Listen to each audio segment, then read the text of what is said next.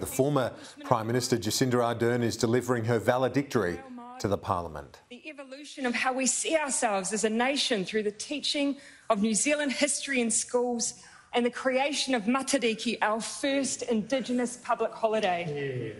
The path we travel as a nation will not be linear, and it won't always be easy. But for the part of the trail that I had the privilege of leading, I'm glad we took on the hilly bits. It's fair to say that all told, we had a few mountains to climb, though. I always wanted to be part of a government that had a focus on children. I can't exactly pinpoint the origins of that passion, but I've talked many times of the distinct memories I have of children in poverty during the 1980s.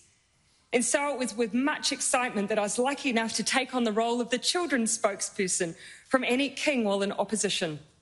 Annette had already done a huge amount of policy work, a trait of Annette's that she was well renowned for, almost as much as her relentless attempts to set single people up. But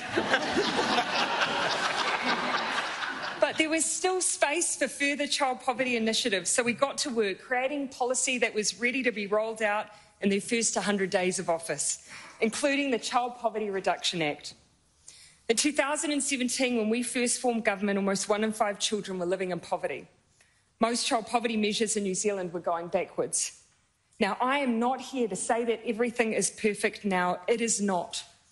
But the healthy home standards, the increases in benefits and their indexation to wages, the winter energy payment, introduction of Best Start and the creation of food in schools means that as I leave, despite the severe economic conditions, there are 77,000 fewer children living in low-income households.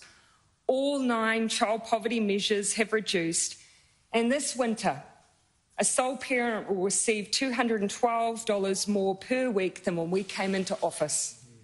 But now, you just need to keep going.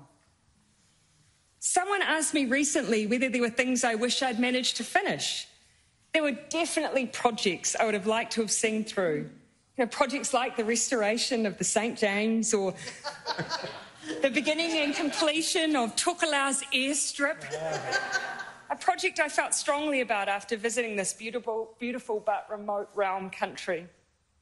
I know if they'd told me in advance that visiting Tokelau in the absence of a place to dock would instead mean climbing onto what looked like an IRB, whilst it's hanging over the side of a moving ship and then being dropped into the ocean by a very qualified, I'm sure, but very young-looking sailor, all while straddling what looks and feels like a unicycle seat whilst wearing a pulatasi, I would absolutely still have gone. I just would have worn bike pants.